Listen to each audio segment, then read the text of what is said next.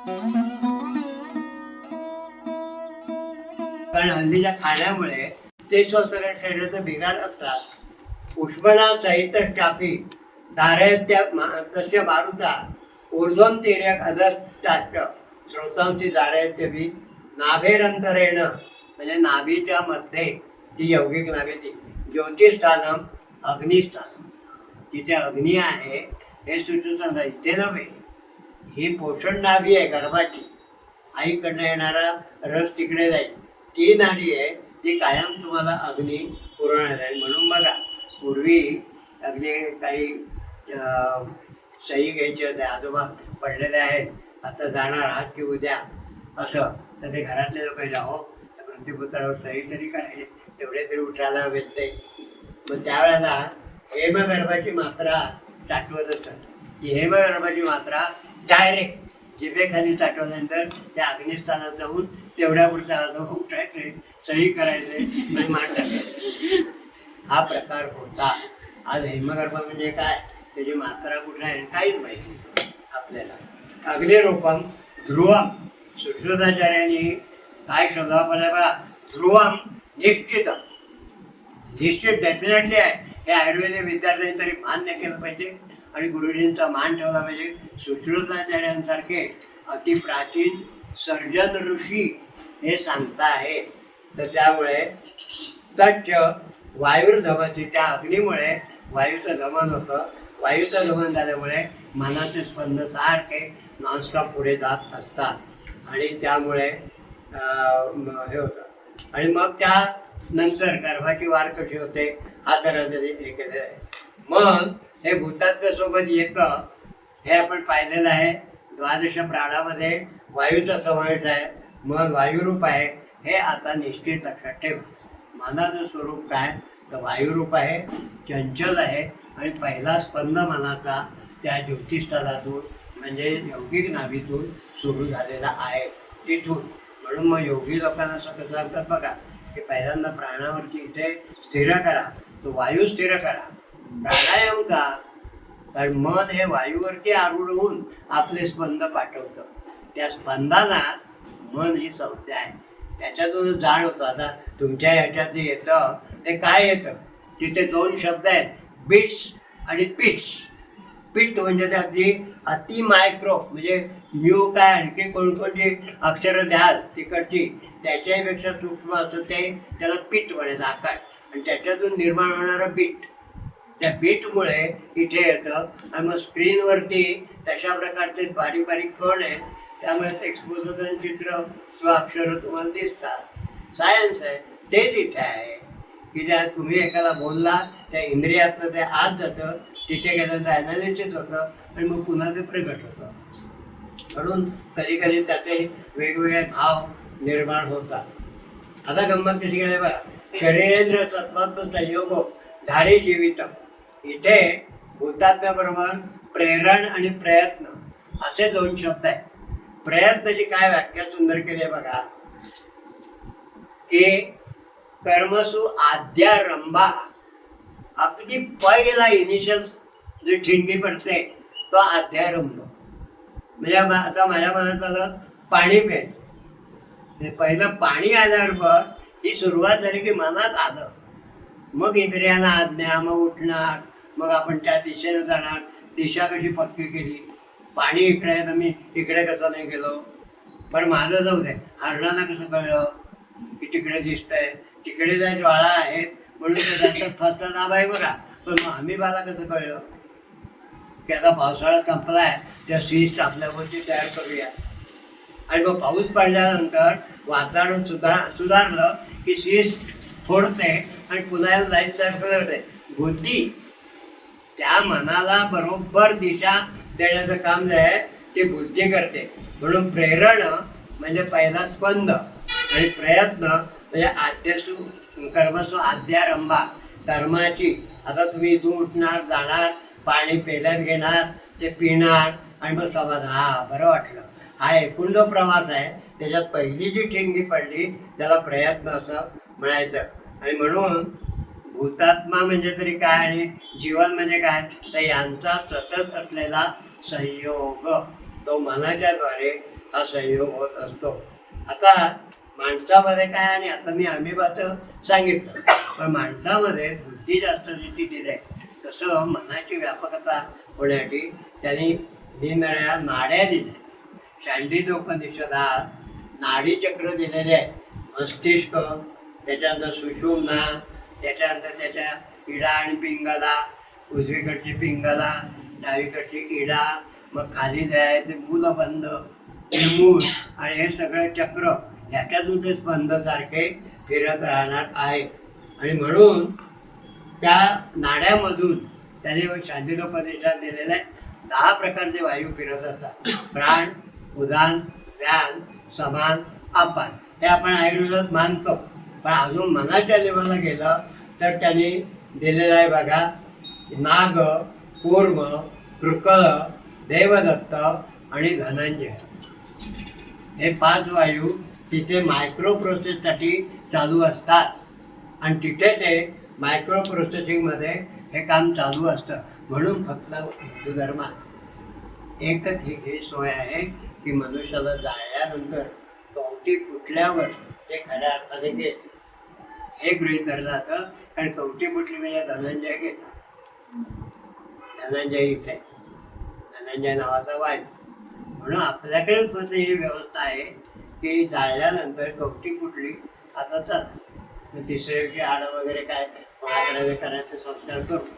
पण ही गुण दिलेली आहे, तो धनंजय नावाचा वायू असतो, आणि हे वाद असतात. शांडिल्योपनिषद रेफरन्स. आता या नाड्यांना आयुर्वेदाने काय म्हटलेलं आहे? या नाड्या आयुर्वेदाने मानतात का? आमचे विद्यार्थी तोंड करून म्हणतात, ग्रेन एक एवढी नर्वस सिस्टीम ही दिली, central nervous system, peripheral nervous system, autonomous, आणखी कुठली तरी 50 दिले. ग्रेला सापडलं म्हणून दिलंय, पण आमच्याकडे शांडिल्योपनिषदात हे दिलं आहे हे कुठे पाहिलंच नाही, आणि ते कधी आलं नाही. अर्थात मी मगाशी म्हटलं मधला काय तितका धक्काधक्कीचा गेला. जाळपोळी, पुस्तकं जाळा, मूर्ती फोडा, घरं फोडा, सगळं फोडा, त्यामुळे माणसं अस्थिरच राहिली, आणि त्यामुळे विश्रांती मिळाली नाही ना. ते खरं झालंही असतं की आपल्याला ही शांडिल्योपनिषदाची अनाटॉमी मिळाली असती.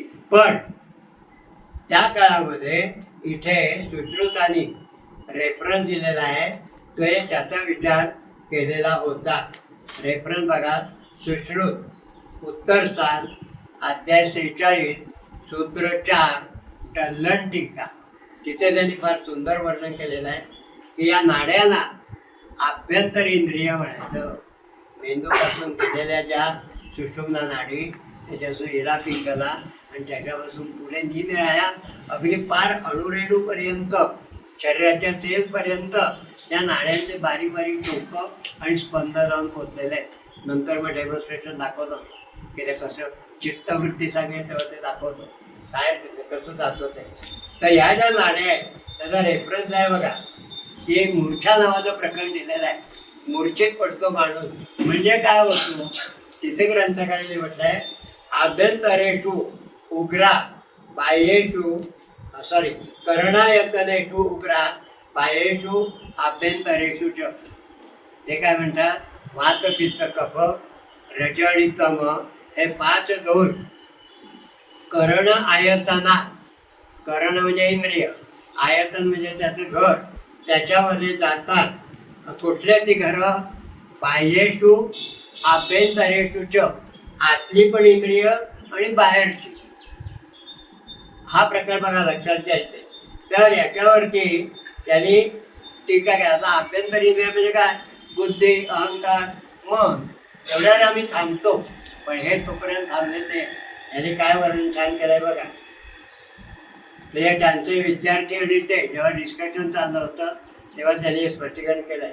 काय केलेलं आहे, अंतःकरणाचं स्थान तुम्ही हृदय हे एक सांगितलंय, एक हृदय ना, सिंगल. मग सूत्रामध्ये तुम्ही आभ्यंतरेषु आयतनानी हे बहुवचन कसं काय वापरता? आता विद्यार्थ्यांनी गुरुजींना प्रश्न विचारलाय, त्याचं टीकाकार उत्तर देतोय. कारण टीकाकाराची एक छान गोष्ट आहे, म्हणजे मुलांना उत्तर विचारत नाही.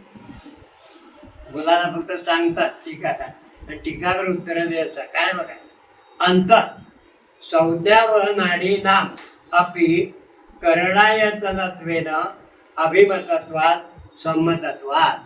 आतमध्ये ज्या संज्ञा व नाड्या आहेत सगळ्या, त्यांना करण किंवा इंद्रिय किंवा इंद्रियांचं स्थान हे अभिमत आहे, म्हणजे संमत आहे ग्रंथकाराला. मग भारतीय विद्यापीठ अभिमत विद्यापीठ, टिळक महाविद्यालय तसं टिळक तिकडचं गुलटेकडी अभिमत विद्यापीठ. अभिमत म्हणजे कोणाला? सरकारला मान्य आहे ते अभिमत.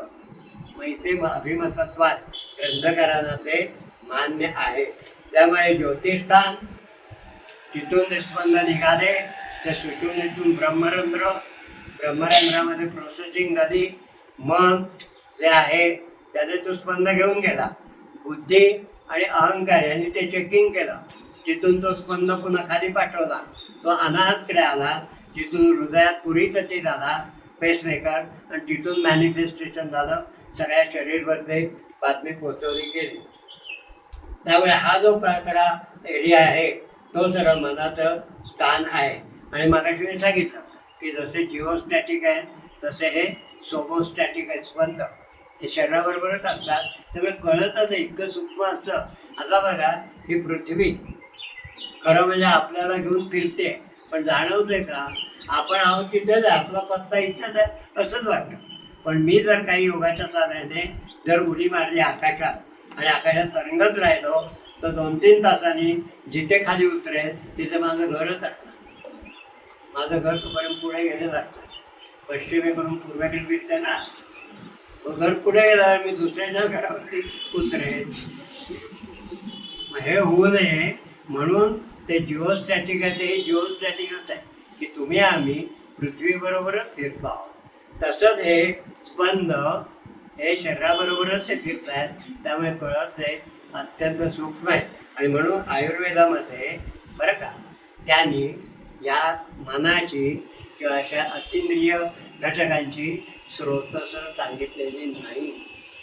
सर्वाणी स्रोतांची अयनभूतेन मन बुद्धी गौण हे जे कोण अतिंद्रिय म्हणजे तुमच्या इंद्रियाच्या कॅपॅसिटीच्या पलीकडचे घटक आहेत त्यांना ठराविक चॅनल नाहीत, ते कुठूनही कुठेही जातात.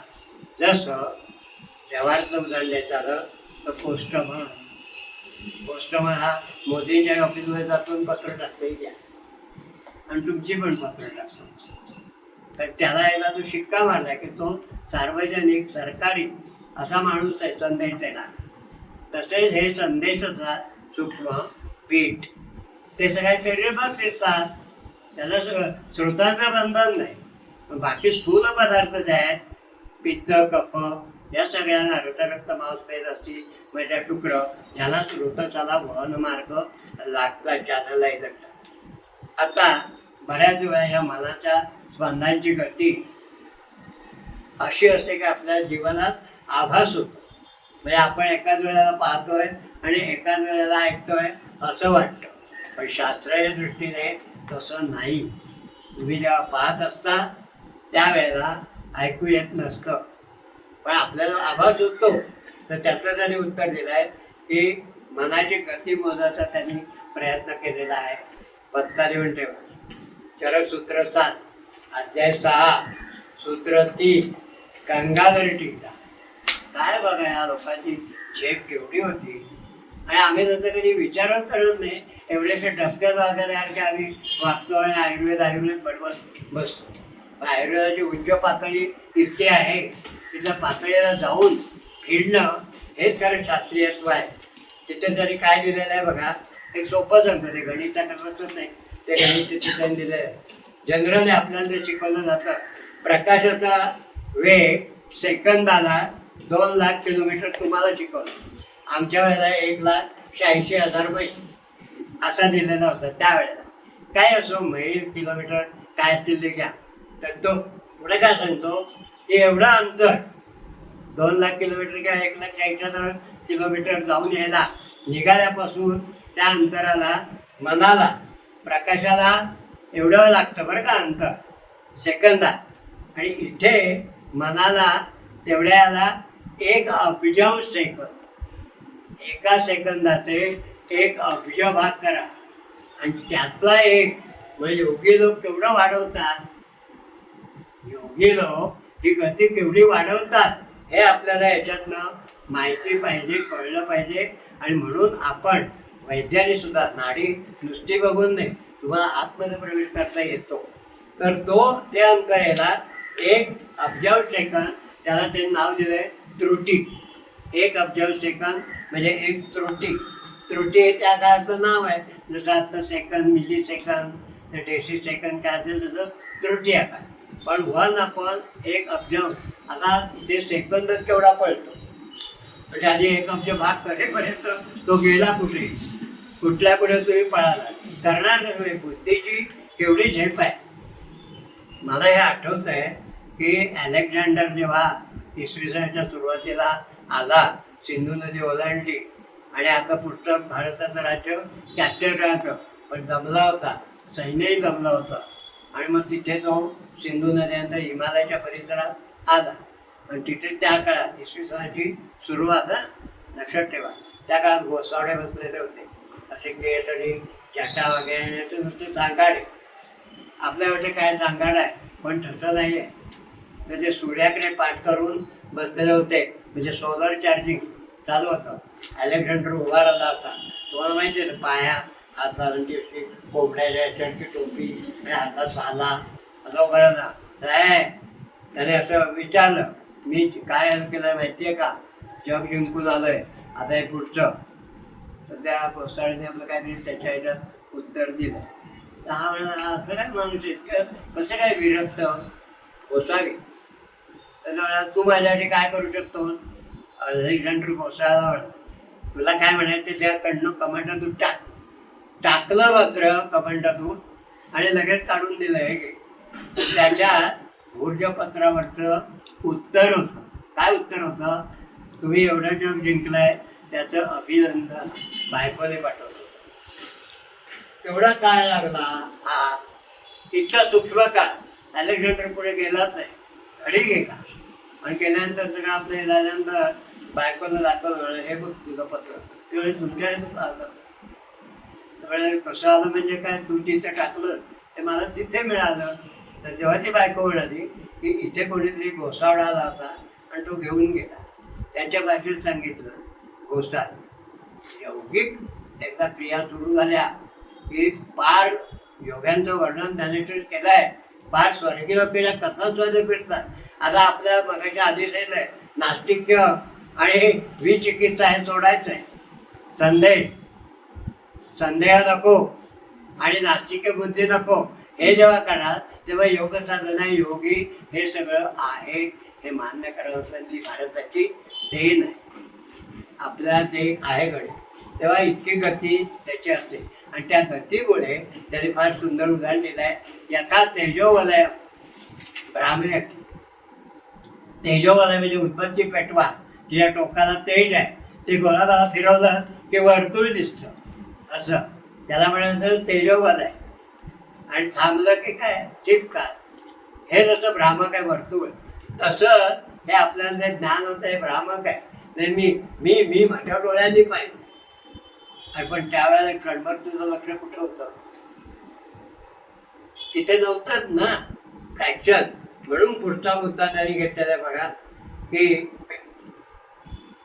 जे त्रिगुण दिलेले आहेत आपले, ते त्रिगुण मगाशी सांगितलं ते या मनाबरोबर काम करत असतात. सत्वरजतम. आता मनाचं लक्षण दिलेलं आहे त्यांनी. लक्षणम मनसो ज्ञानस्या भावो भाव एव वा आणि भाव एवच असे 2 पर्याय शब्द आहेत. ते काय म्हणतात की ज्या वेळेला जाणून घ्यायचा जो विषय आहे त्याला म्हणायचं प्रमेय, प्रमेय, प्रमा, प्रमाता, प्रमिती असे 4 शब्द आहेत. प्रमेय जाणून घ्यायचा विषय, प्रमाता जाणून घेणारा, प्रमिती ती प्रक्रिया, आणि ज्याच्या आधारे जाणून घ्यायचं आहे त्याला प्रमाण. म्हणून प्रत्यक्ष, अनुमान, उपमान शास्त्र, पण या 4 गोष्टी लागतात, त्याच्याशिवाय ज्ञान होत नाही. मग इथे त्यांनी मुद्दा असं सांगितलेला आहे की लक्षणं मनवतो, मनाचं लक्षण तेच आहे की एकाच क्षणी, एक क्षण तुम्ही फ्रीज केला तर ज्ञानस्य भाव, भाव एव वा किंवा भाव एवच, असे 2 पर्याय. म्हणजे कसं की तुम्ही डोळ्याने ऐकता, पाहता, डोळ्याने हे काम चाललेलं आहे आणि पडद्यावरती नाच चाललेला आहे, तो पाहतोय आणि गाणंही ऐकतोय. तुम्हाला वाटतं की ते एका वेळेला आम्ही करतोय, पण प्रत्यक्षात ते म्हणतात की तसं नाही आहे. जेव्हा नाच बघत असता तेव्हा तेवढा फ्रॅक्शन ऑफ टाइम जो काय आहे तेव्हा तिकडे कानाकडे, गाण्याकडे दुर्लक्ष असतं. आणि म्हणून कधी कधी बघा अशा गोष्टी घडतात. काय करतात, थिएटरला आपण बसलेले असतो, सगळे आपले ओळखीचे असतात आजूबाजूला, आणि पडद्यावरती काहीतरी नाच चालले असतो, तर काहीतरी असतं, तर तिकडे आपण बघत असतो, एकाग्र झाले असतो, आणि त्याच वेळेला काहीतरी तिकडे विनोद होतात, लोक पण हसतात. आपण एकदम भानावर येतो, काय झालं, काय हसतो काय, मग तू काय करत होता, बघत होतास ना. ते का हसले, त्या विनोदाकडे तुझं लक्षच नव्हतं. तो जो फ्रॅक्शन ऑफ टाईम, तो इथे त्यांनी लक्षण म्हणून दिलेला आहे की एका इंद्रियाची एका क्षणी एक मन संयुक्त होतं, दुसऱ्या इंद्रियाची पुढच्या क्षणाला ते जातं. पण हा मायक्रो टाईम कसा कॅल्क्युलेट करायचा, त्याला त्यांनी तिथे वाद दिलेले आहेत बरं का. की मग नैयायिक वगैरे त्यांनी म्हणाले की एक मोठी भाकरी घेतली, त्या भाकरीला आपण स्पर्श करतो, पाहतो, चव घेतो, वास पण येतो, ते कळतं. त्याचं पुढच्या तरी उत्तर दिलं तार्किकांनी, नाही असं नाही आहे. कमळाच्या किंवा गुलाबाच्या एकावर एक 100 पाकळ्या ठेवा, अशा त्याच्यावर सुई ठेवा, एक वेळ त्याची फिक्स करा, सुई दाबा, ती दाबल्यानंतर एवढा वेळ लागला, भागिले 100 एवढा वेळ प्रत्येक पाकळीला लागला. हे त्यांनी गणित तिथे दिलेलं आहे. याचा अर्थ प्रचंड वेग हा मनाचा आहे. मग आता कोणी असं म्हणतील की अष्टावधानी एका वेळा 10 ठिकाणचं ऐकतात, 8 ठिकाणचं ऐकतात, पण तिथे त्याने तेवढं नियंत्रण मिळवलेलं असतं, ॲनालिसिस करणं हे. तेव्हा हा एक माझं लक्षात ठेवा की मन एका वेळेला एका ठिकाणी जातं. आता मनाला हे उभयात्मक म्हटलेलं आहे. ज्ञानेंद्रिय आणि कर्मेंद्रिय 2 प्रकारचे आहेत. तेव्हा ते ज्ञानेंद्रियाकडे पण जाऊन ज्ञान करून देतं आणि कर्मेंद्रियाकडे जाऊन कर्म करून देतं. कारण तो स्पर्श आहे, तो स्पंद आहे. तेव्हा तो स्पंद बरोबर अटॅच झाल्याशिवाय होत नाही. म्हणून आम्हाला पूर्वी कॉलेजमध्ये असताना, शिकत असताना इलेक्ट्रिसिटी होती. त्या इलेक्ट्रिसिटीमध्ये असे बरेच शिळे होते आणि त्याच्यामध्ये एक आपण जे म्हणतो ना की ओहम वगैरे करंटचे, तर ते किल्ले काढले की तो करंट तुटायला, किल्ले घातले की करंट जातो. हा जो भाग असतो तो मनाचा रोल आहे की मन सारखं चिकट जसं दूर जात असतं. हा जो भाग आहे मनाचा, तो मुद्दाम मनाचा या ठिकाणी त्यांनी वर्णन केलेला आहे. आता मनाचे गुण ते आपण महत्त्वाचे घेऊया. कारण ते कॉलेजमध्ये शिकवताना अणुत्व आणि एकत्व हे वर्ग एक पुस्तकात दिलेलं आहे. अणुत्वम त्याच्या एकत्वम द्वम गुणव मनसत्कृत. शिकवताना अध्यापक काय शिकवतात, अणु म्हणजे सूक्ष्म आणि एकत्व म्हणजे एक, असं नाही. म्हणजे संख्येने एक नाही आहे ते, आणि अणु म्हणजे अगदी सूक्ष्म असं नाही आहे.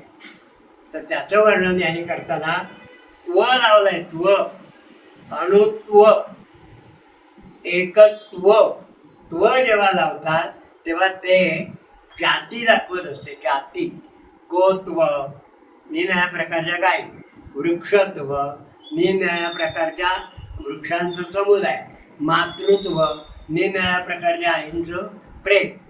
तसा इथे आहे त्व. मग त्यात काय केलंय, अणुत्व. अणु म्हणून ज्या ज्या गोष्टींचा वर्ग आहे त्यात हे मन इतकं सूक्ष्म आहे की ते इंद्रियांच्या पलीकडे आहे, इंद्रियांना आकलनच होणार. आणि एकच याचा अर्थ असं दिलाय की ती एक जाती आहे, एक संध. आता इथे हवा जी आहे ही हवा अमक्याला एवढी अमक्या असं काही नाही आहे. ही कशी आहे, एक आहे, सलग आहे. इथे भरलेली, तुम्हाला पाहिजे तरी तुम्ही ओढून घ्या. किंवा सूर्याचे येणारे किरण जसे आहेत ते एकाला एक चिकटून येतात, असं ते ऊन पडतं. नाही तर मग उन्हाची आपली जी आकृती आहे ती तुटक तुटक दिसली आहे. जर एक असा आकडा असता तर एकत्व म्हणजे एकरूपता. मन हे लाटेसारखं असल्यामुळे तळ्याच्या पृष्ठभागावर पाणी टाकलं की जी लाट कशी सलग सगळ्या दिशांना जाते, तसं ते मनाचं जे स्पंद आहे हे शरीरात सगळ्या दिशेला जातात. आता दोष संबंध बघा. रजस्तमश्च मनसो द्वौच दोषा उदार्थ. रजगुण मगाशी आपण माहितलंय परमाणू दूर जाणं, आणि तम म्हणजे झाकले जाणं. सत्वगुणाचा प्रश्न येत नाही, कारण परमाणू एकत्र राहिले तर ज्ञानाचा आविष्कार होईल. पण राजस आहार म्हणजे तामस आहार खाल्ला की त्या प्रकारचे गुण वाढले की मन जे आहे फेकलं. आणि मग आपण म्हणतो ना की आता किती मन चंचल आहे, जरा म्हणून बसणार नाही. इकडे उड्या मार, तिकडे उड्या मार, इकडे जा तिकडे जा, आरडा ओरडा सगळं असं क्षोभ असं त्याच्याकडनं कार्य होतं. आणि आवरक जे आहे मन तमोगुणाचं, तो हा ढिम्म हलणारच. एकदा नाही, दोनदा नाही, 4 वेळा गजर दाबला पुन्हा आपलं झोप. जागेवर गजर दाबला, थांब रे तुला काही कळत नाही, झोप. 5 वेळा गजर. घरचे आहे सांगते अरे 5 वेळा अलार्म वाजून गेला, हो माझा 6व्या. किती आवरण की बाहेर उजेड पडलाय उठावं, या संवेदना येत असतात. पण त्या आतल्या संवेदनांची एकरूप न झाल्यामुळे अजून, आणि खाली पांघरून तर अजून बरोबर तमो. तर हे लक्षात ठेवायचं की अशा रीतीने. आणि हे रजतमध्ये आहे हे फार वाढले तर त्या मनाच्या स्पंदांवर इतके परिणाम करतात की पूछो मन, हिंदी ज्याला म्हणतात ते, की विचारू नका. मग वेळ काय उन्माद सर दुपारी काही बेकार सांगतील ते मी उल्लेख करीन मग आता. पण अशा प्रकारच्याही होतात. म्हणून ते जे स्पंद आहेत त्याच्यामध्ये 4 प्रकार आहेत बरं का. मगाशी म्हटलं होतं. एक सम्यक योग म्हणजे सात्विक आहार घेतला तर तिथून निघणारे स्पंद कंप हे कॉन्स्टंट चांगल्या पद्धतीने जात असतात, आपलं आपलं काम करतात. ज्याला आपण म्हणतो ना स्वस्थ जीवन. युद्धाच्या पूर्वी स्वस्थ जीवन कसं असतं, लोक आपलं करतायत सगळं ठीक आहे, पण युद्ध सुरू झालं की मग काही नियम नाही, व्हायला. तसंच सात्विक जो स्पंद आहे म्हणजे सम किंवा समयोग ते जे आहे ते कॉन्स्टंट चालू असतं, तुमचं लाईफ चालू असतं. पण हीनयोग, मिथ्यायोग आणि अतियोगमध्ये मन व्हायलन्स होतं, भराभर असे जातात, अजून गती वाढते. थोडं आम्ही बघितलं तर नाडीवरती सुद्धा डेक्कन क्वीनपेक्षाही भारी गावात होते नाडी. हा एक भाग झाला. आणि हीनयोगामध्ये कमी म्हणजे मंद नाडी आपली कसं ओढत कामं करतात तशी जाते. आणि मिथ्यायोगामध्ये टकराटकरी चालते. मग आपण त्याला म्हणतो विचारांचे गोंधळ. अरे मन शांत कर, काय चाललंय मग असं इतक्या 50 चुका केल्या, टकराटकरी. तर ते जे स्पंद जातात त्यांची टकराटकरी होते, त्याला मिथ्यायोग असं म्हणतात. सम्यक योग, अतियोग म्हणजे व्हायलन्स. मग इथे औषधं तुम्हाला शांत करणारी द्यावी लागतात, कापरासारखी. किंवा ही न झाले तर त्याला उत्तेजित करावं लागतं, हिंगासारखी, लसणीसारखी औषधं. आणि मिथ्यायोग असेल तर रसायनांसारखी सेटलमेंटची. म्हणजे जसं भूकंप झाला की ते डिझास्टरमध्ये जातात आणि सगळं हे करून हळूहळू सेटअप करतात, तशा त्या कंपाला करावं लागतं. तेव्हा ते वेडाचे किंवा कुठले जे पेशंट असतील ते स्थिर होतात. आता मनाचे कार्य बघा. मनाची फार सुंदर दिलेलं आहे. चिंत्यं विचार उयंच ध्येयं संकल्पमेवच यत् किंचित मनसो ध्येयं तत् सर्वं हि अर्थसौध्यकं. विषय मनाला एंटरटेनमेंट काय किंवा मन ज्ञान कसं ग्रहण करतं, निरनिराळ्या पायऱ्या. चिंत्य म्हणजे काय, कर्तव्यतया अकर्तव्यतया वा यत् मनसा विमृश्यते चिंत्यते वा. करावं की न करावं तुमच्या ह्याच्यात. आपण बऱ्याच म्हणतो पाणी पिऊ का नको, तासाला अटेंड करू का नको, असं जर पहिला पार्क येतो त्याला म्हणायचं चिंतन. त्याच्यानंतर विचार्यम, विचार, उपपत्तीम अनुपपत्तीभ्याम या विमृशते, कार्यकारण भाव लावायचा. मी जर क्लास बुडवून गेलो तर अमुक होईल, अटेंड केला तर अमुक होईल, पाणी प्यायला गेलो तर अमुक होईल, नाही गेलो तर तमुक होईल. विमर्श आपण म्हणतो ना, विमर्श तो अनुपपत्ती उपपत्ती. उपपत्ती म्हणजे कार्यकारण भाव त्याच्यातला, हे केलं तर काय होईल, ते केलं तर काय होईल, असा एक मनाचा भाग आहे. उयम च, उयम संभावनया एवं एतद भविष्यति. उह हा शब्द आहे मनाचा कार्याचा. उह म्हणजे अमुक केलं तर ही संभावना होईल, हे शक्य होईल, असं होईल. मग काय होईल, सरळ डोक्यात येतं, मी तास अटेंड केला नाही तर माझं ज्ञान बुडेल, एवढा थांबणार नाही आहे, तो अभ्यास भरून काढीन मी वर्गात. पण सरांना कळलं तर मग आता उद्या खैर नाही. काय शिक्षा येतील कोणाटो, बेंचवर उभं करतील, दंड लावतील, काय एखाद्या प्रश्नाचं उत्तर 10 कॉपीमध्ये लिहून दे, म्हणजे तुझे बायसेप ट्रायसेप तुला कळले पाहिजे की तुला एक स्नायू आहे, लिहून लिहून हात दुखायला लागले ना, कळलं पाहिजे. एवढं येतं भविष्य असं होईल, असं त्या उहापोहामध्ये चालतं. ध्येयम, ते जे द्वंद्ववाद होता त्याच्यामध्ये भावना ज्ञान विषयम, त्या दोनपैकी एक काहीतरी स्वीकारायचं. जायचं जायचं, नसेल नको जायचं. पाणी प्यायचं पितो, नसेल नको प्यायचं. अभ्यास करायचा आहे करतो. पण ते तो भावना ज्ञान विषयम म्हणजे त्या एखाद्या भागाकडे आपल्याला झोकून देणं, भावना ज्ञान विषयम. आणि शेवटचं आहे ध्येयम संकल्पमेव च. संकल्प गुणवत्तया दोषवत्तया वा अवधारणम. काय सुंदर केलंय बघा, की जे काय मी स्वीकारीन, पाणी प्यायचं असेल तर त्यातले गुणदोष असतील ते मी ॲक्सेप्ट केलेले आहे. तास बुडवायचा असेल तर त्याचे होणारे परिणाम मी ॲक्सेप्ट केलेले आहेत, गुणदोष. सराईचं नाही केलं, अरे कुणी म्हणाली मुलं की बरं होता तू तास बुडवला, सरांनी काही घेतलंच नाही, नुसता गप्पा मारला आणि घे, आपण वापरलं नाही, तासाला गेलं तर सांगा. पण त्यांनी सांगितलं मित्रांनी की नाही, हा महत्त्वाचा टॉपिक सरांनी घेतला, अरे बुडाला, मला आता तो कळणार नाही बा. गुणवत्तया दोषवत्तया वा अवधारणम करून बसणं. अवधारण म्हणजे त्या गोष्टीला मला जमिनीचा प्लॉट विकत घ्यायचा आहे, किती मनात शंका कुशंका, ते ह्याच्यामुळे चिंते विचार उयमच्या ध्येयम संकल्पमेव. बरं, गंमत म्हणजे या ज्या 5 पायऱ्या आहेत, प्रत्येक काम मन त्या 5 पायऱ्यातून करतं असं नाही. काही ठिकाणी 1-2 पायऱ्यात काम करतं आणि स्मृतीत टाकून ठेवतं. तुम्ही नाही का याच्यामध्ये मेमरीत टाकून ठेवा, उद्या बघा काय आहे ते. त्याच्यात सोय आहे की तसं इथे स्मृतीत टाकतं, नंतर जेव्हा वेळी येईल तेव्हा तिथून पुढचं काम सुरू होतं. म्हणजे मनाला हे स्वातंत्र्य आहे. आता बघा, यत् किंचित मनसो ज्ञेयम तद यत् सर्वम अर्थसौद्यकम. याच्याशिवाय या 5 पायऱ्यांच्या शिवाय जे आणखीन मनाला कळतं, सुख दुःख, त्याला पुढे यादी आहे, ती मुद्दाम जरा वाचून दाखवतो म्हणजे तुम्हाला कळेल. ती यादी जी आहे त्याला यत् किंचित, अजून जे जे काय कळतं त्याला काय म्हणायचं, तर त्याला म्हणायचं मनाच्या सहज प्रवृत्ती.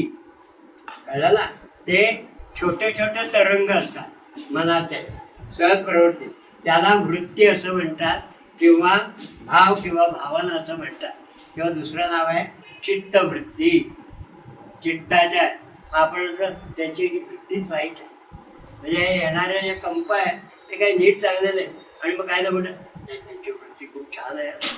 आपण वृत्ती म्हणजे वागणं म्हणतो, पण त्या मुळात मनाकडे येतात. भाव किंवा भावना म्हणजे भावना म्हणायचं फिलिंग, मला काय वाटतं, आपण म्हणतो ना वाटणं, मला असं वाटतं, त्याला फिलिंग म्हणायचं. आणि याच वृत्ती उफाळून मोठ्या झाल्या की लाटा किंवा तरंग होतात, आणि त्यांना म्हणायचं आवेग किंवा वेग, इमोशन. आवेगाच्या भरात इमोशन, आता तुम्ही याच्यात म्हणता ना इमोशन कायचा पाठवायच्या, माझा अंगठा काय, हे काय ते काय काय परत त्याच्यात दिलेलं असतं, गुलाबाची फुलं काय, हे काय सगळं ते तिथे इलॅबरेट त्यांनी केलं आहे. तुम्हाला पाहिजे तर तुम्ही पाठवता, त्याचे मनार्थ काम करतात. त्या इमोशन कशाला म्हणायचं आणि फिलिंग कशाला म्हणायचं. फिलिंग म्हणजे वाटणं, हे छोटे छोटे तरंग असतात आणि इमोशनमध्ये उफाळून आलेल्या लाटा, त्याला इंग्रजी त्याला मराठीमध्ये आपण उर्मी म्हणतो. एकदम उर्मी उसाळून येते. माझा मोदीजी नाही का तिकडे गेले की एकदम पुती नदी ते मिठ्यात मारतात. किती दिवसांनी आपण भेटलो असं त्याचा राजकारणाचा भाग असतो, तो भाग वेगळा. तर विभूषण असं म्हणतात यांचे या वृत्ती ज्या आहेत आत्ता चित्तवृत्ती ज्याला म्हणतात, त्याच्या निरनिळ्या छटा असतात, झाक. त्याचे काही तुम्हाला दाखवतो. पहिले जे दिले निर्वेद म्हणजे संचारी भाव, सेल्फ डिस्परेटमेंट. दुसरे जे दिले ग्लानी म्हणजे काय तर अँगर, मरगळ म्हणायचं त्याला. तिसरी दिले शंका, संशय, अनसर्टन्टी. चौथी असूया, एनवी किंवा गिडीने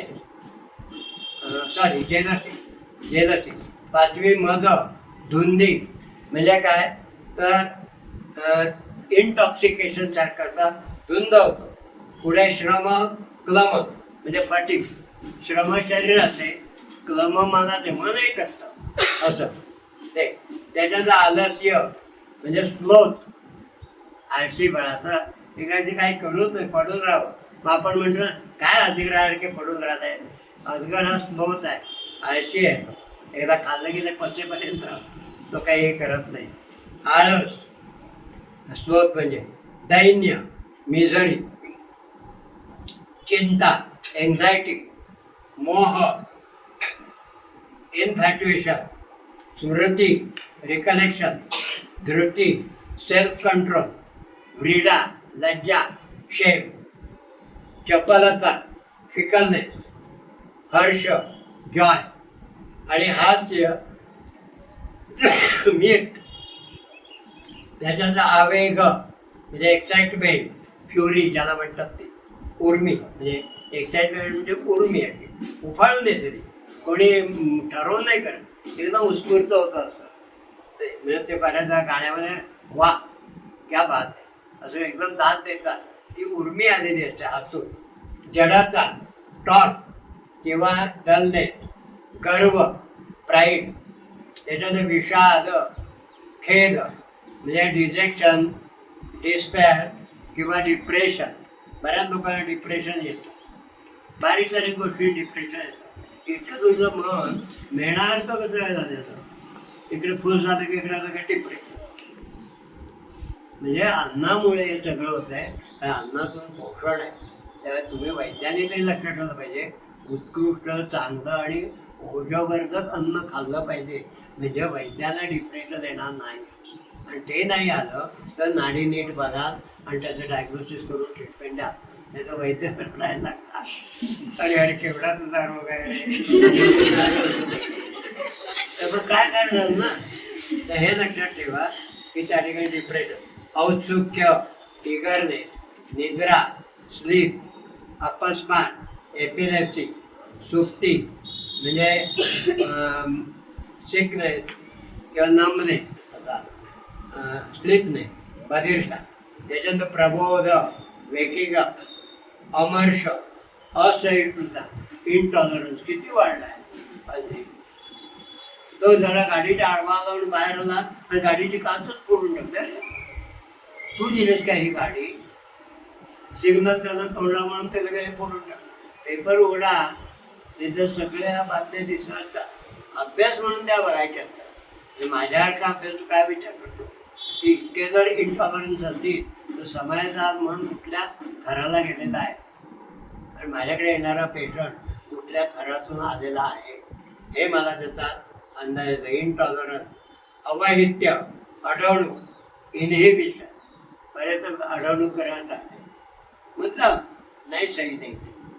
2 खेपा मारा, त्या खेपा मारा. कलेक्टरकडे जा, कुठेही जा, नाही साहेब नाही आहे, उद्या येते, परवा चक्रहार काय अवहित्य, त्याच्यानं उग्रता म्हणजे फिअर्स नाही, त्याच्यानं मती बिलीफ, मगाशी मी सांगितलं ना बिलीफ मती, एक समाजाची पण अशी मती असते बरं का.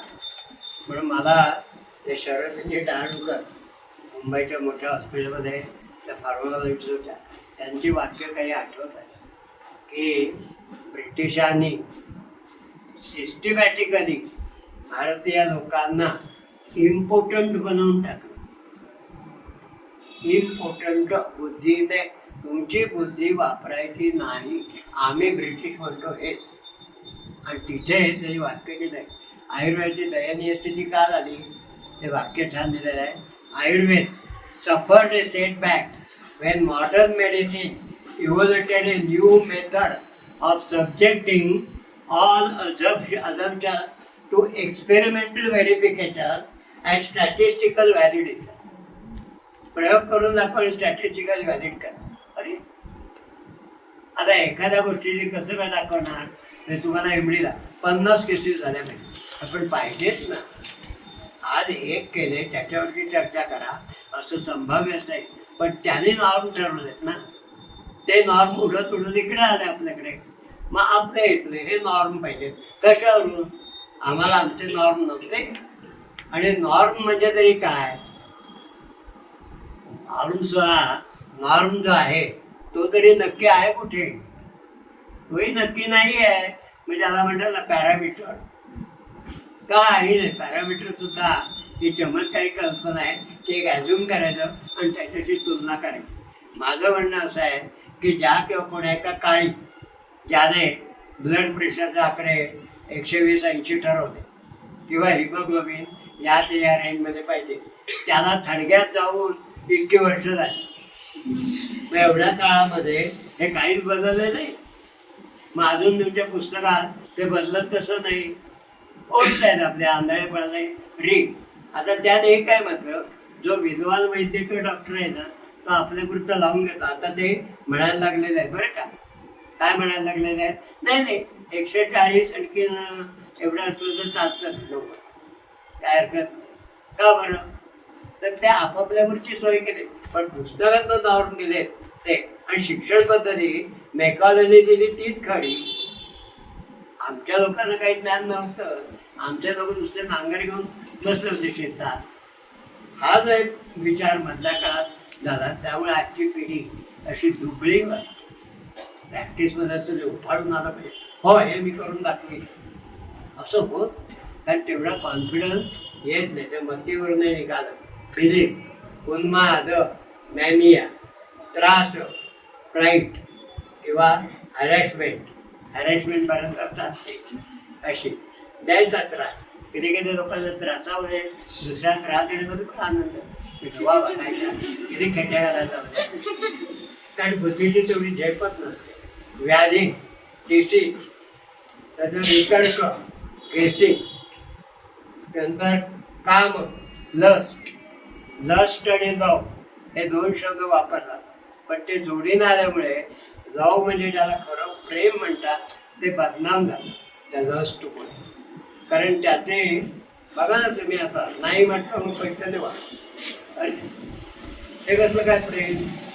आणि चाललंय पेपर नुसता उघडा सांगायला नको तुम्हाला काही. क्रोध, अँगर, लोभ, अव्यारी आणि मरण, ते शेवटी तो मरतो. या सगळ्या केव्हा आयुष्य संपलं हे कळतच नाही. म्हणून आम्ही नेहमी म्हणतो की तुम्ही तुमच्याकडे स्वतःकडे बघा. आता या ज्या सगळ्या सांगितल्या या चित्तवृत्ती आहेत आणि त्या इतक्या कॉन्क्रीट आहेत की जळू एकदा लावली की ती रक्त ओढल्याशिवाय तोडतच नाही. तशा या चित्तवृत्ती तुम्हाला खेचल्याशिवाय एक पतन तरी त्याचं चांगलं तरी, चांगल्या चित्तवृत्ती चांगलं करतील, वाईट चित्तवृत्ती पतन करतील. ते केल्याशिवाय सोडतच अशा आहे. ते चित्तवृत्ती म्हणजे काय ते मग डेमॉन्स्ट्रेशन दाखवतो आणि सगळ्याचं उठून ते बघायला लागणार. मॅडमला पण बघता येईल की चित्तवृत्ती शरीरात कशा चिकटून आहे आपल्या प्रत्येक अणुरेणूला, त्याचं दाखवणार आहे. आता प्रश्न असा आहे की असं मन चंचल आहे, सगळं आहे, पण मग कंट्रोल कसं करायचं, काय करायचं त्याला आम्ही, तर त्याच्या आधी ते सांगताय की यांनीच सांगितलेलं आहे कठोपनिषद अध्याय 1 वल्ली 3 श्लोक 10-11 सांगताय. काय सांगतात बघा, इंद्रियाहून श्रेष्ठ अर्थ आहे, म्हणजे विषय, अर्थाहून श्रेष्ठ मन आहे, मनाहून श्रेष्ठ बुद्धी आहे, आणि बुद्धीहून श्रेष्ठ आत्मा आहे. म्हणून त्याला परात्मा, पर आत्मा, पर म्हणजे दुसऱ्या नव्हे, परम अवस्थेला गेला जातो. म्हणजे महतात, त्यांचं वाक्य कसं आहे बघा, महतात परम अव्यक्त, महत म्हणजे बुद्धी, त्याच्यापेक्षा उत्तम आहे ते अव्यक्त. अव्यक्तात पुरुषम परा, अव्यक्ताहून पुरुष श्रेष्ठ आहे, म्हणजे जिवंत शरीर. पुरुषात परम किंचित नास्ती तदेव वक्तम पराकाष्ठा. आपण मराठी शब्द पराकाष्ठा ते शब्द माहीत असतो पण आपल्याला माहितीच नाही. पराकाष्ठा याचा अर्थ up to the soul level, अगदी आत्म्याच्या अंतिम लेवलपर्यंत जाऊन मी प्रयत्न केले, प्रयत्नांची पराकाष्ठा. मग ते काय म्हणतात की बुद्धी जी आहे, आत्मा हा नंतरचा आहे, टॉपचा आहे, टॉप मोड, पण अलीकडे बुद्धी आहे ती आणि अहंकार यांच्यात व्यवहार चालतो. म्हणून बुद्धीने तुम्ही त्या सगळ्यांना जिंका. त्याला नाव दिलेलं आहे निग्रह. निग्रह करणं म्हणजे काय करायचा, तर त्याला टेनॅसिटी असं म्हणतात, किंवा कंट्रोल. पण तो खरोखर कंट्रोल पाहिजे. नाही तर बऱ्याच वेळा लोक निरनिराळी साधन असतात बरं का, कुटुंबातून ठोकावतात ना, तरीसुद्धा आपल्याला हे दिसतं. एक अभ्यासू वृत्तीने मी असं सूक्ष्म होऊन जातो आणि बघतो तिथे काय चाललंय ते. इकडे बाई जॉब करायचा, श्रीराम जय राम जय जय राम, आणि म्हणजे सुनबाई केव्हाचा फोन वाचतोय तो, का नाही घेतलं, कोणाचा फोन आहे. आता तुम्ही जॉब करता तर फोन कसा करणार, बघतील ना सुनबाई त्यांच्या त्या. पण तुमचा जो जॉब आहे श्रीराम जय राम जय जय राम, जे काही साधनं दिले त्याच्यात तुम्ही ते मन ओतलं पाहिजे. म्हणजे तुम्हाला निग्रह पाहिजे. काय होऊ निग्रह म्हणजे पराकोटीचा बुद्धीचा निश्चय की नाही, मी हे नाही करणार, म्हणजे नाहीच. इतका केला तर मग या गोष्टीचं तुम्हाला परावृत्त व्हायला मिळतं. आता व्यवहारामध्ये जेव्हा वैद्य लोक असतात तेव्हा सर पुढे सांगतील वेळाच्या केसेस कशा असतात, पण मनाच्या 5 अवस्था दिलेल्या आहेत. त्यातली पहिली अवस्था आहे क्षिप्त. क्षिप्त तिथे त्याच्या त्यात दिलेलं आहे विक्षिप्त, क्षिप्त, मूढ, विक्षिप्त, एकाग्र आणि निरुद्ध. या पतंजलीने 5 अवस्था दिलेल्या आहेत. माणसाच्या उन्नतीच्या त्या अवस्था आहेत. किंवा मागाशी मी सांगितलं ना, तमसो माम ज्योतिर्गमय. मग या अवस्थेत ओळखायचं काय, कसं असतं, तर अंतःकरणाचे बुद्धी, अहंकार आणि मन असे 3 स्तर सांगितलेले आहेत. म्हणजे आपण चित्त म्हणतो ना, बुद्धी, अहंकार आणि मन. त्यात एक चित्तवृत्ती जेव्हा मनाच्या संकल्प विकल्प, मगाशी आपलं गेलं होतं ना की गुणवत्तया व गुणवत्तया, त्या अवस्थेत तो असतो, तेव्हा ती जी चित्ताची अवस्था असते तिला क्षिप्त म्हणतात. सारखं असं टेन्शन, काय करू काय करू. बऱ्याच वेळा मित्रमैत्रिणी एक वेगळं काय करावं, डोकं खालून झालं, पण नक्की निर्णय होत नाही. कसा होईल, जर तू तिथे वडापाव खाल्ला, तिथे पाणीपुरी खात राहिला, त्यातनं जे काय ओढ तयार झालं ते ओढीचा पुरवठाच होत नाही आहे, म्हणजे होत नाही आहे. म्हणून मन निर्णय करूच शकत नाही. काय करावं का काय करू नये कळत होत नाही. फॉर्म भरू की नको, नको भरू, काय तर ती जी अवस्था आहे ती क्षिप्त. जागृत अवस्थेतील सक्रिय चित्त हे क्षिप्त चित्त असतं. जागृत अवस्था, आता आपण सगळे जागेवर हे बघतोय, कोणी झोपले, त्याच्यामधलं जे चित्त आहे ते सक्रिय आहे. मी जे काय बोलतोय सांगतोय त्याची क्रिया ज्ञानग्रहण चालू आहे. त्याला ही चित्ताची प्राथमिक अवस्था असते उन्नतीच्या दृष्टीने. इथे निदान कळतं की माझं चित्त हे विक्षिप्त आहे, हे क्षिप्त आहे, चंचल आहे, हे माझं मला कळणं ही पहिली पायरी आहे. नाही तर लोक आश्चर्य करत आपण म्हणलं अरे तुझं मन चंचल आहे, काहीतरी काय चालतं, माझं मन चंचल म्हणजे काय, मी किती निग्रहाचा आहे. कसला निग्रह? जेव्हा वेळ येते तर पायलट पडतात. हे लक्षात ठेवलं पाहिजे की ही जी अवस्था आहे प्राथमिक अवस्था, या अवस्थेत चित्ताचा निरोध करता येत नाही. चित्ताचा निरोध, आणि इथे जर तुम्ही करायला लागलात तर त्रास होईल. जसं गाडीची स्पीड वाढवते पण गेअर न टाकता ब्रेक दाबायला गेला तर ब्रेक इतका गरम होत जाईल आणि तिथे ठिणगी पडेल. म्हणून गाडी वेगाची थांबायची असेल क्रमाने गेअर मागे आणायला लागतात आणि पहिल्या गेअरवर आल्यानंतर मग तुम्ही ब्रेक लावा, गाडी थांबते. कारण तो गेअर वेग कमी करतो. तेवढा मनाला प्रचंड वेग आहे. त्या वेगाची कल्पना आता येणार नाही, पण जाल तेव्हा आणि पुढे तुमच्या पुढे जेव्हा पेशंट येऊन बसेल तेव्हा कळेल. लोक नित्यकामामध्ये सातत्याने गुंतलेले असतात, त्यांचं चित्त हे असतं. आपल्या नित्यकामाचं सातत्याने असतात. त्याच्या पलीकडे काय काय म्हणतात ना, काय करू, संसार ओढून ओढून 60 वर्ष गेली, काय केलंच नाही. म्हणून मग निंदणाऱ्या गोष्टी येतात. आयुष्याच्या संध्याकाळी आता आयुष्याची संध्याकाळ आली कशी? मी आता पहिलं ते दिसायला लागलाय, जाणार देह, काहीच केलं नाही. तर ते तेव्हा जाणीवती करून घ्यायचे की हे चित्त स्थिर होणार नाही आहे.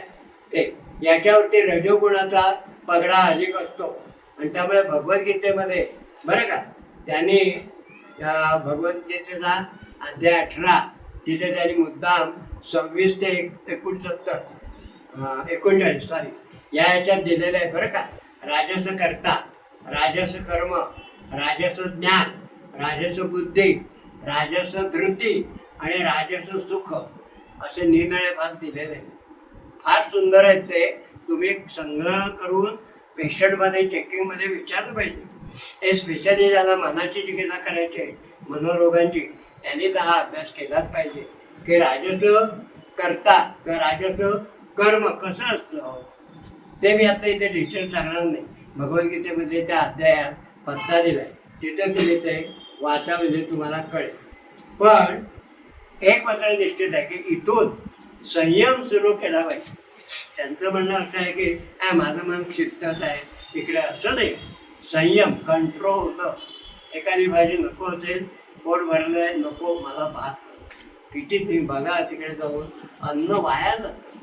असे आडवे पडतात वाढत वाढायचे. बुफे पद्धत आली तिकडे घरी, पण बुफेच असतात तिकडे तिकडे भांडी घालतात म्हणतात किती अन्न का. मग याला उन्माद बनायचा की भारतामध्ये अन्नधान्य विपुल आहे, जाऊ दे वाया, असं नाही आहे.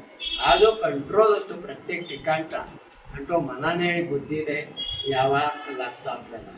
त्याच्यानंतरची जी दिलेली आहे ती झाली आत्ताची राजक. आता पुढची जी आहे मूढ अवस्था. मूढ म्हणजे मूर्ख. आपल्याला आपण मूर्ख आहोत हेच कळत. आपल्याच म्हणत नाही की अरे मूर्खपणा झाला बरं का माझा, हे कधी होत नाही, कबूल होत नाही, आपण करत नाही का. तर मूढ अवस्था आहे.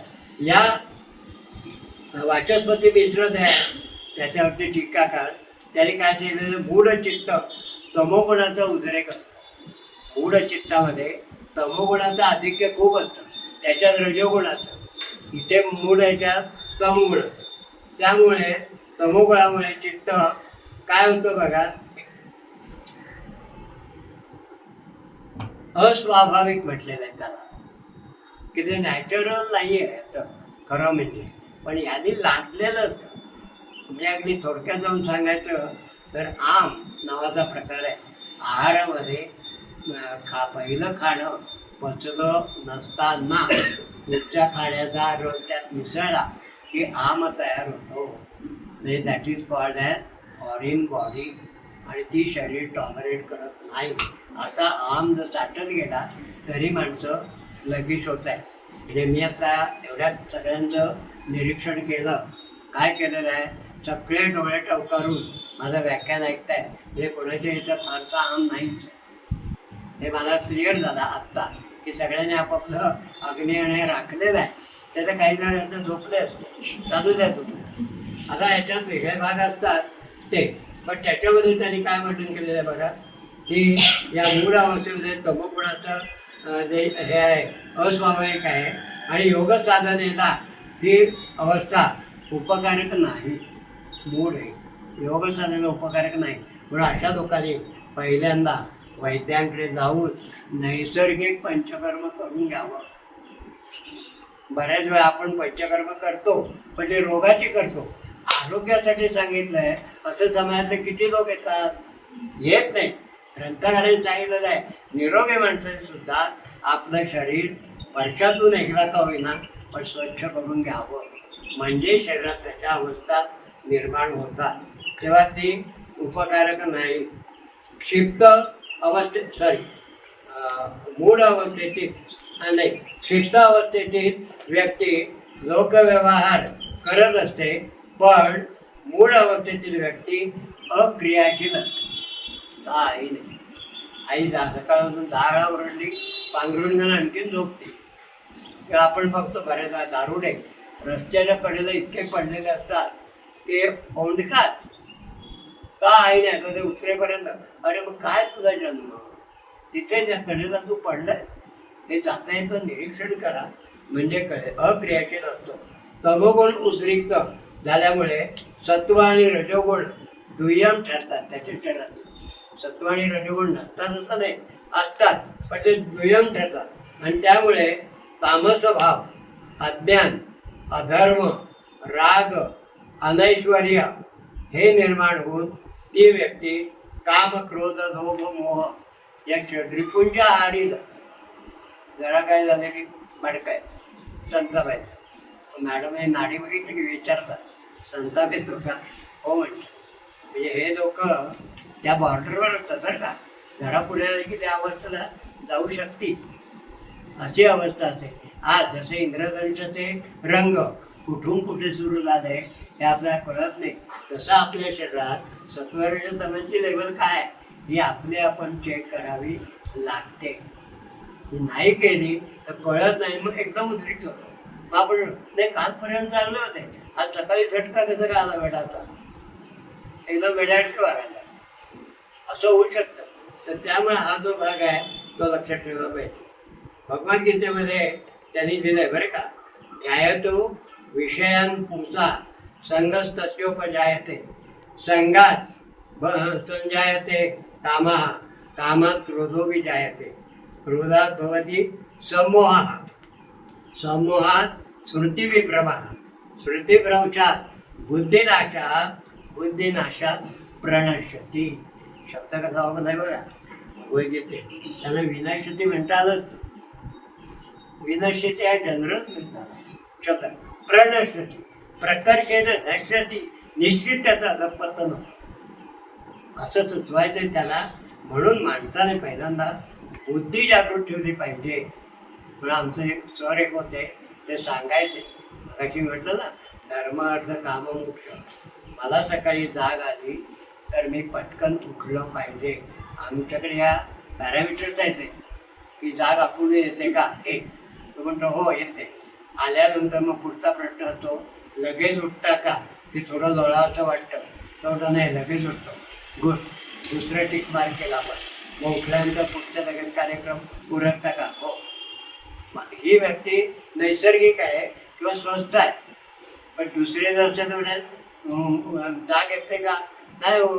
खिडकीतून सूर्य उठवायला येतो त्याच्यानंतर आम्ही उठतो. बरं उठतो म्हणजे काय, नाही डोळे उघडून बघतो उजाडले आता मागे उठावचं नाही 5-10 मिनिटं नाही डोळत पण. मग पुढचे स्टेज का वेळी का मग मग उठता का मंचकावर, नाही आता मग मंचकावर उठून बघतो, मग पाय लांब करतो आणि मग उठतो. म्हणजे किती या देहाचं आणि मग चालायला लागतो. हा जो भाग आहे तो इथे लक्षात ठेवला पाहिजे. त्याच्या पुढची जी अवस्था आहे विक्षिप्त, मूळच्या पुढची रजोगुणाकडून मग सत्वगुणाकडे झुकून असते. बघा तुम्ही जर प्रयत्न केला, वैज्ञानिक आहे सामान्य लोकांनी काय जर असा प्रयत्न केला, हा प्रयत्न करावा लागतो. कारण निसर्गतः काय आहे, तमोगुणाकडे जाणं हाच म्हणजे विनाशाकडे जाणं हा जगाचा धर्मच आहे. आणि आपण उलटं जाणं हे त्याच्या विरुद्ध आहे. म्हणून तुम्हाला मुद्दाम या गोष्टी बुद्धी जागृत ठेवून करावी लागते. हल्ली लोक रात्रीपर्यंत टी व्ही बघायचा, मोबाईल. परत पेशंट होता, ती आई सांगायला गेली रात्री त्याला झोप येत नाही. मी पटकन विचारलं, खेळणं त्याच्या हातात किती वेळ असतं? तर ते म्हणाले नाही, आम्ही काढून घेतलं खेळणं म्हणजे मोबाईल. तरी तो हे करतो, पांघरून घेतो आणि आतमध्ये बघत राहतो. आता इतकं जर ॲडिक्शन होत असेल तर त्या मनाला तुम्ही किती हे केलेलं आहे.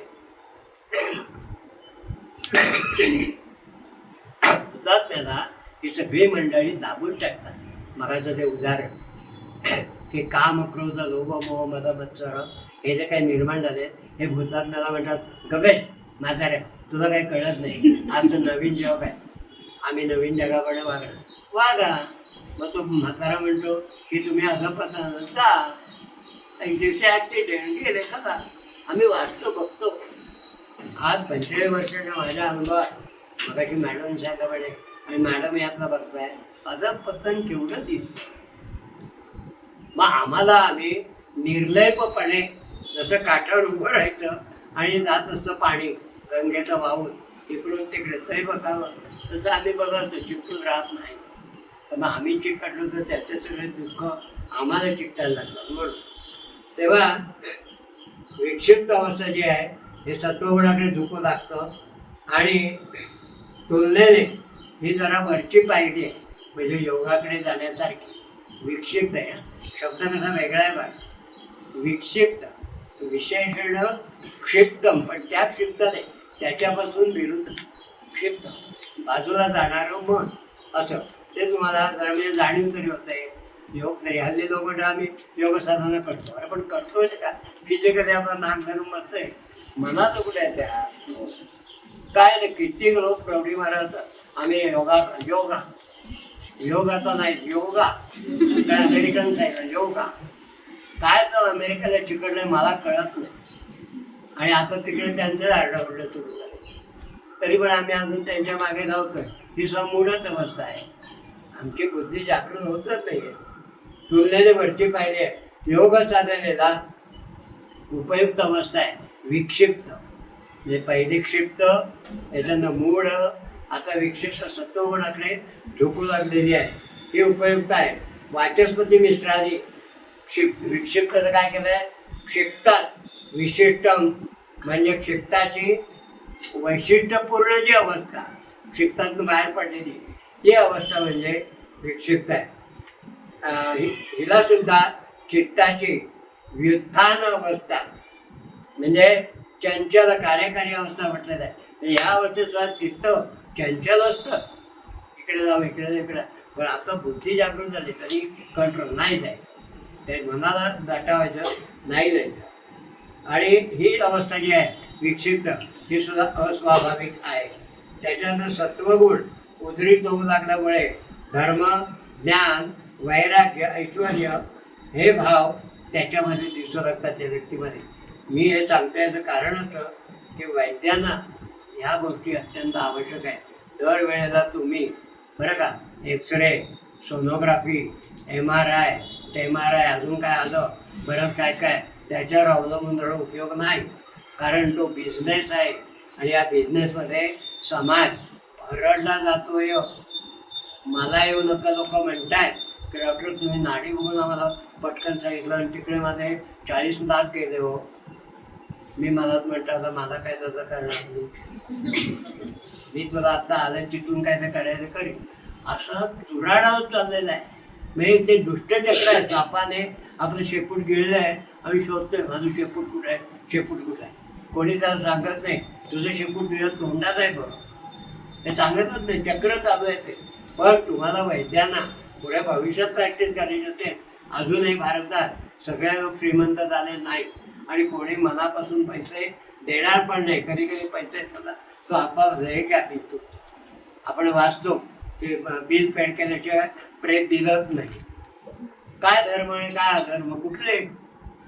तर आपण वैद्याने तरी कमीत कमी माझा जो वैद्य धर्म आहे त्याप्रमाणे मी वागेन. ही अवस्था एकाग्र अवस्थेची सुरुवात आहे, म्हणजे विक्षिप्त आहे ती. त्याच्यानंतरची पुढची अवस्था दिली ती म्हणजे म्हणजे त्यांनी वाचनामध्ये मी सांगितलं आहे ही उच्च स्वरूपाची साधनेची सुरुवात आहे. ही जी आपल्याची विक्षिप्त अवस्था आहे ही, त्याच्या पुढची आहे एकाग्र अवस्था. बघा आता आपण बऱ्याच वेळा मुलं शाळेत येतात आणि आया सांगतात अभ्यास लक्ष लागत नाही, करतच नाही. त्यामुळे हल्ली अभ्यास म्हणजे मेकॅनिकल गोष्ट आलेली आहे.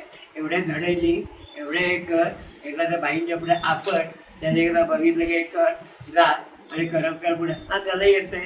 पण व्यवहारात गेल्यानंतर बँकेत शून्य, कुठल्या कारखान्यात गेला शून्य, तिथं जाऊन बघा. म्हणून सांगायची वेळ आली पंतप्रधानांना कौशल्य कौशल्य विकसित हे बुद्धीनंतरच होतं. तुमच्यात कसं पाहिजे की हे कसं आहे सांगायला लागतं का नाही. एक काळ असा होता की आमची मिसेस जेव्हा बँकेत होती त्याला फटाफटा मॅन्युअली होते करायला लागलं, पण कामं फटाफट म्हणजे लोक चुके. आज सगळं कम्प्युटराईज झालं आहे तर 10 वेळा खेपा मारायला लागतात. परवा आमच्या मॅडमनं जाऊन सांगावं लागलं किंवा सरांनी 10 खेपा मारलं काम करतं नाही, ते आमच्याकडे नाहीच आहे, ते ईचं सगळं तिकडे आहे. ह्याच्यासाठी आम्ही स्वीकारलं का या प्रगतीसाठी. हा जो भाग आहे एकाग्रता होणं, ताबडतोब मट्टावर एकाग्रता होता आली पाहिजे आपल्याला. ही जी अवस्था आहे ही सत्वगुण स्थिर झाल्याची लक्षण आहे आणि समाधीकडे जाण्याचा तो मार्ग मोकळा झाला आहे हे तुम्हाला एकाग्र अवस्थेतून कळेल. पारमार्थिक कल्याण दृष्टीने काय स्वीकारायचं आणि काय टाकायचं ही जाण बरोबर येते एकाग्र अवस्थेमध्ये. तत्वज्ञान जागृत होणं आणि अविद्यादी क्लेश नष्ट होणं हे या अवस्थेत होतं. आता बघा अविद्या म्हणजे काय तर अनित्य, अपवित्र, दुःख आणि देह हाच आत्मा आहे असं जे काय ज्ञान त्या अविद्या आहे. म्हणजे नाही हा माझा देह हाच आत्मा आहे. नो, देह वेगळा आहे, आत्मा वेगळा आहे, माझ्या आत्म्याचं स्ट्रक्चर वेगळं आहे, देहाचं वेगळं आहे. हे अविद्या. अस्मिता काय जीव आणि आत्मा याच्याबद्दलचं खोटं ज्ञान आपल्या मनात असतं. तर आपण जणू काय अमर आहोत, आपला देह आपण जो घेऊन आलो त्यांनी सगळं होणार आहे नाही, तो देहाकडेच बघत असतो. आत्मा मन बुद्धी अहंकार याच्याकडे कधी बघत नाही. कुठेही जा चांगल्या लोकांची ही अवस्था आहे. तर खालचे जे मजूर आणले त्यांच्यात काय होणार, कधी कधी ते चांगले वागतात कारण त्यांचं नैसर्गिक धर्माने चालू असतं. राग म्हणजे सुखलालसा आणि द्वेष म्हणजे अनुशय म्हणजे क्रोध. अच्छा, द्वेष म्हटलं की तो टोकाचा द्वेष त्याच्यात होतो. अभिनिवेश म्हणजे शरीराचा जो अभिमान आहे तो खोटा अभिमान बाळगून असतो, अभिनिवेश करतो. तर ह्या ज्या अविद्या वगैरे आहेत त्या नष्ट होऊ लागतात. कर्मबंधनं निवृत्त होतं. मग तुम्ही कर्मबंधनापासून निवृत्त होऊ लागतात. निवृत्त अवस्थेला सुरुवात होते. पुढची जी शेवटची अवस्थेची समाधीची ती निवृत्त आहे त्या अवस्थेला इथून सुरुवात होते. व्यासभाष्यामध्ये याला संप्रज्ञात योग असं म्हटलेलं आहे किंवा संप्रज्ञात समाधी. म्हणजे समाधीची अगदी जस्ट जवळ जाऊन पोहोचतायत तुम्ही. समाधी म्हणजे काय असं मनात असं नको आहे तर तिकडल्या लोकांनी कुठेतरी समाधी घ्यायची असते, आम्ही संसारात असं नाही आहे. मॅडम जेव्हा नाडी बघतात किंवा मी नाडी बघतो त्यावेळेला आम्ही दुसरीकडे बघून एकाग्र बघतो. मुलांना काय माहिती, मुलांना एवढंच माहिती आहे की सराई नाडीवर हात ठेवलाय इकडे करताना बघताय, पण आतमध्ये या सगळ्या प्रक्रिया चालू असतात. त्या प्रक्रिया चालू करणं ते तुम्हाला आलं पाहिजे. आणि म्हणून त्या अवस्थेत त्यांनी ती जी समाधी असेल आहे त्याच्यासाठी काय केलं बघा. यथा दीपो निवात असतो नेंगते सोपमा स्मृता योगिनो यचिंत चित्तस्य युंजतो योग मात्मना. दिवा जसा एखादा ठेवावा तेलाचा हा नको, तो असा स्थिर राहतो निवात जागी, तसा तो व्यक्ती ती ह्या अवस्थेमध्ये स्थिर व्हायला लागते. बुद्धी भरपूर होते त्यामुळे समोरचं कोण काय म्हणतंय कोण नाही बरोबर कळतं. याच्यानंतर पुढची अवस्था आहे निरुद्ध म्हणजे चित्तवृत्ती निरोधा योगा. योग चित्तवृत्ती निरोधा. चित्तवृत्तींचा निरोध करणं सोपं नाही आहे. एक वेळ पाणीपुरी खाणं सोपं आहे, पटकन झालंय दे रे तो द्यायचं आपलं कोणतंच तोंडात. ते पाणी कसलं आहे, काय आहे, ते चिंच होती का आणखी ऍसिड घातलं सायट्रिक काही माहिती. पुरी उचलतोय तोंडात घालतोय आणि मग 2 दिवसांनी डॉक्टर इकडे जरा गुळगुळत नाही. डॉक्टर मला कावेसारखं वाटतंय. कुठे बुद्धीचा उपयोग आहे? हा जो भाग आहे तो आपण लक्षात ठेवला पाहिजे. चित्तवृत्ती कुठे खायला पाहिजे, कुठे नाही. अन्नधान्य विभाग जो आहे त्याने हॉटेलला A ग्रेड B ग्रेड दिलेले कोण बघतोय? आमच्या इथे त्या नारायणपेठच्या दवाखान्यात बघा, वर मॅडमना सांगतात मी पथ्य पाळीन वगैरे, आणि खाली आल्यानंतर ते टपरे तिथे बसून खात असतात. मॅडम म्हणतात डोळे मिटतात, चला आपण. आम्ही डोळे मिटतो आणि किंवा आमच्या ड्रायव्हरला सांगतो पुढे गाडी लावा नाही तिथे बसू, हे बघायला नको. कारण ते बघणं हे सुद्धा माझ्या इंद्रियांना दूषित करण्यासारखं आहे, प्रज्ञापराध आहे तो. तेव्हा हे लक्षात येईल. तर त्या अवस्थेमध्ये एकाग्र अवस्थाची जी असते ती व्यासभाषण संप्रात ते झालं. वाचस्पती मित्रांनी याच अवस्थेला चित्ताची सार्वभौम अवस्था असं म्हटलेलं आहे. आयुर्वेदामध्ये याचा काय उपयोग आम्हाला, हा एक प्रश्न मुलांच्या मनात येईल. पण अष्टांग संग्रहकारांनी फार सुंदर केलेलं आहे वर्णन. ते काय दिलं बघा. ज्ञानबुद्धी प्रदेपेनं यो ना विशती योगिवत आतुरस्यांतरात्मानं न स रोगां चिकित्सती.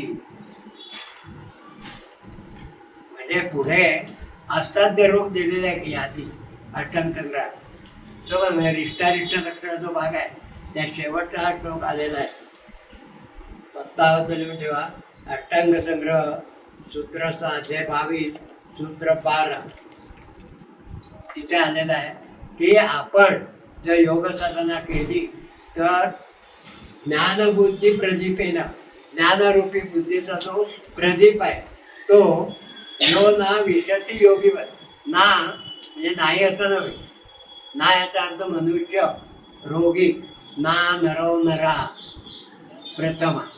यो ना विशती, रोग्याच्या शरीरात तो प्रवेश करतो वैद्य बुद्धीने. आणि मग काय होतं, आतुरस्य अंतरात्मानं, आतुराच्या आतलं सगळं स्कॅनिंग करतो. आणि जर रोग गुंतागुंतीचा असेल न सचिकित्सा, अशाला चिकित्सा देऊ नये. आपण लगेच सांगताय बघा आता याचं काय खरं नाही आहे, चिकित्सा देऊ नका, तुला घरी शांतपणे ठेवा. कधी कधी मी पण सांगतो की गंगाच्या तोंडात घाला, बाकी काय करू नका.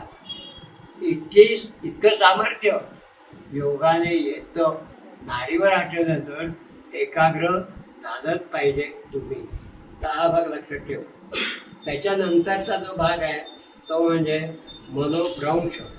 प्रज्ञापराधे खरं कारण आहे आणि सर्व रोगांचं कारण तेच आहे.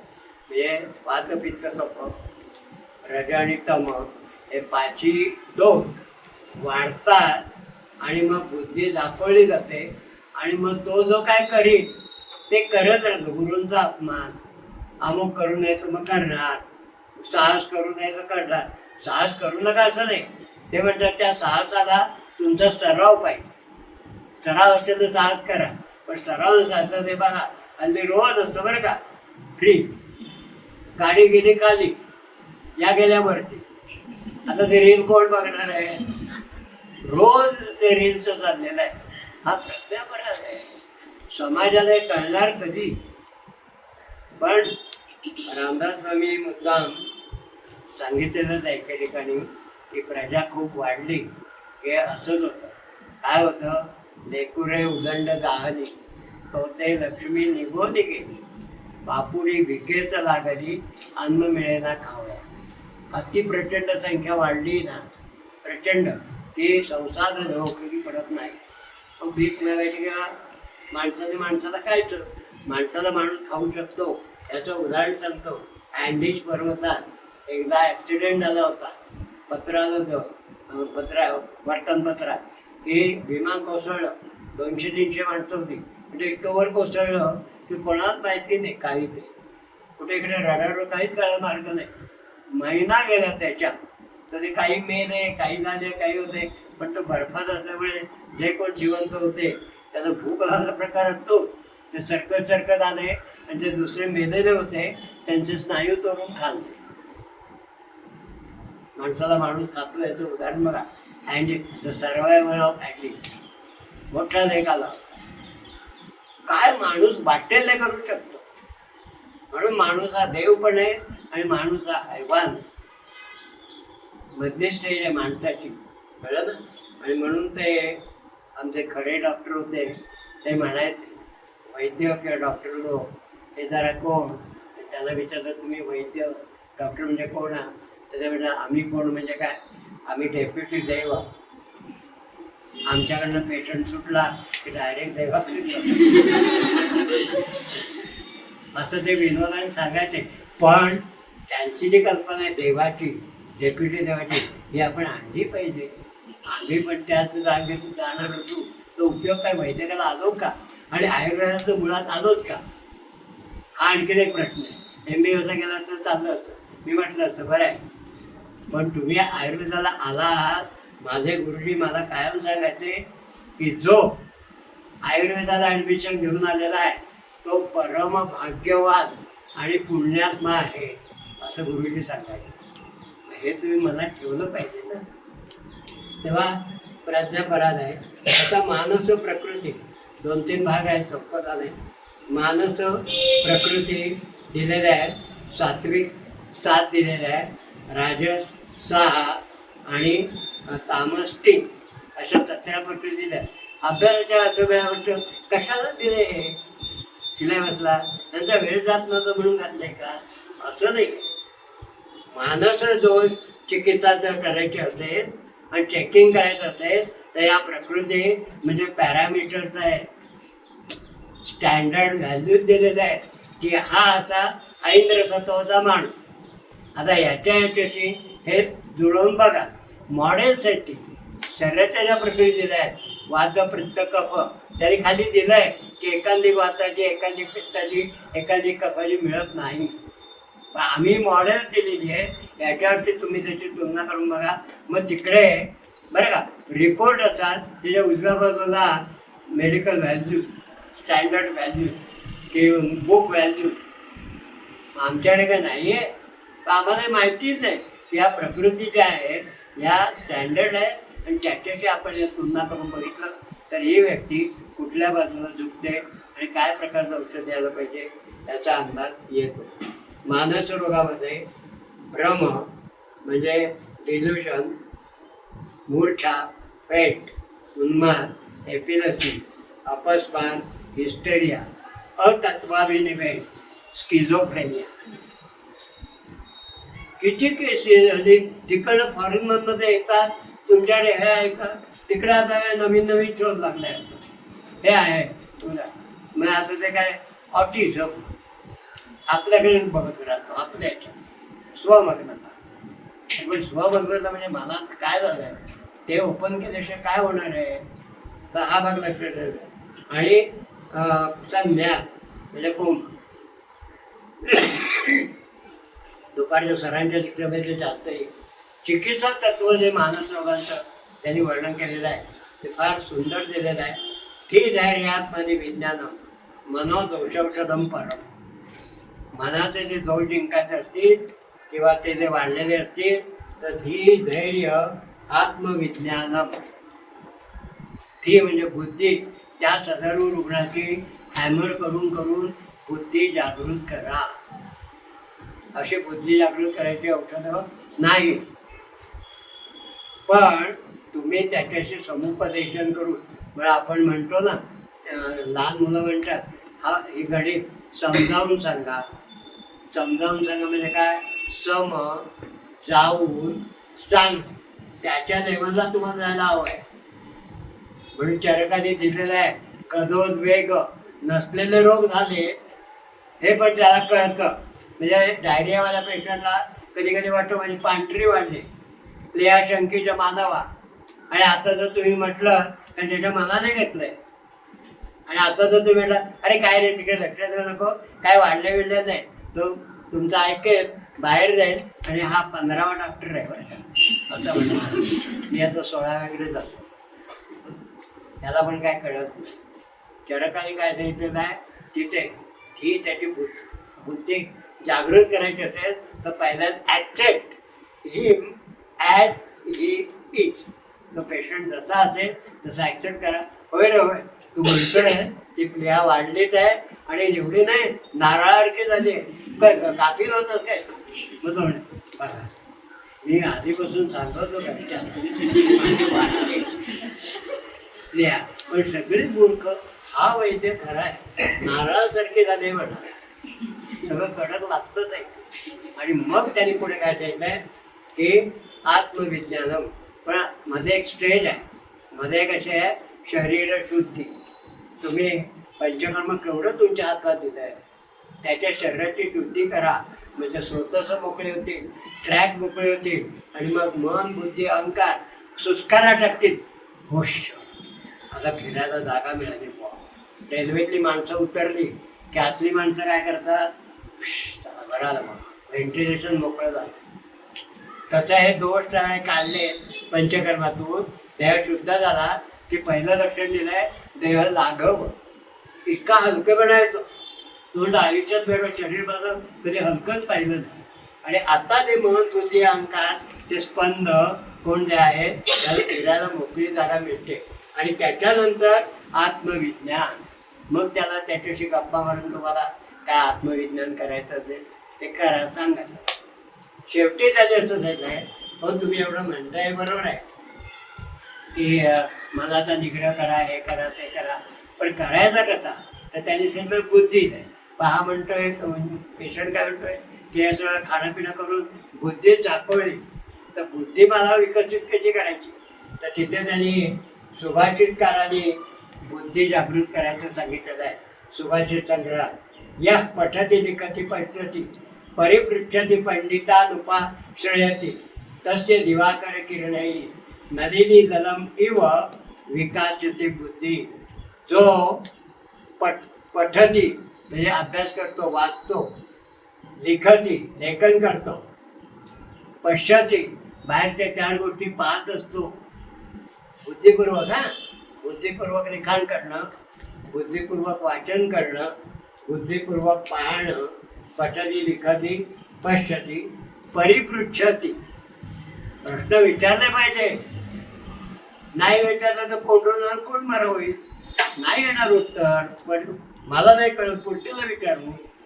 मला कळत नाही मी अजून माझी प्रगती करीन पण तुम्ही बरेच द्या. मी आता बघतो बरं का येणारी मुलं आता माझ्या पुढे आहेत ना इतकं त्यांचं तोंडमार आहे ना कितीतरी प्रश्न डोक्यातच नाही. काही विचारत नाही ते काही नाही. चुकेल ना कोण हसतंय कशाला. गुरुजी सांगतात तर सांगू दे. गुरुपौर्णिमेच्या दिवसाने हे लक्षात ठेवलं पाहिजे. परिपृच्छती प्रश्न विचारणं आणि पंडितानुपाश्रयती नेहमी अभ्यासू माणसं सज्जन माणसं यांच्या सहवासात राहिलं पाहिजे. दुर्जनांच्या नव्हे की एखाद्याच्या बँकेवर डल्ला कसा मारायचा ह्या ग्रुपमध्ये आम्हाला नको. मला व्यवसाय आहे. मी नाडी वगैरे करून समाजसेवा नीट केली तर माझा गल्ला मला मिळणार. मला डल्ला मारायची काही गरज नाही. त्या कोणाच्या सान्निध्यात राहावं. पंडितान पंडिताचा अर्थ विद्वान बुद्धिवान अभ्यासू लोक जे आहेत चांगल्या खऱ्या अर्थाने त्यांच्या सहवासात राहावं. तस्य त्याची दिवाकर किरणही सूर्यकिरणांनी त्याप्रमाणे नलिनी दल निळ्या कमळाच्या पाकळ्या विकसित होतात तशी बुद्धी विकसित होते. आणि मग ही बुद्धी तुम्हाला नियंत्रणाला कंट्रोलला करायला उपयोग पडते. तेव्हा इथपर्यंतचा साधारण गोष्टवाऱ्याचा जो भाग होता तेवढा आपण मनाचं जेवढं जमलं तेवढं मांडलं आहे. अजून विस्तार खूप आहे पण वेळेअभावी तितकं खोलात जाता येणार नाही.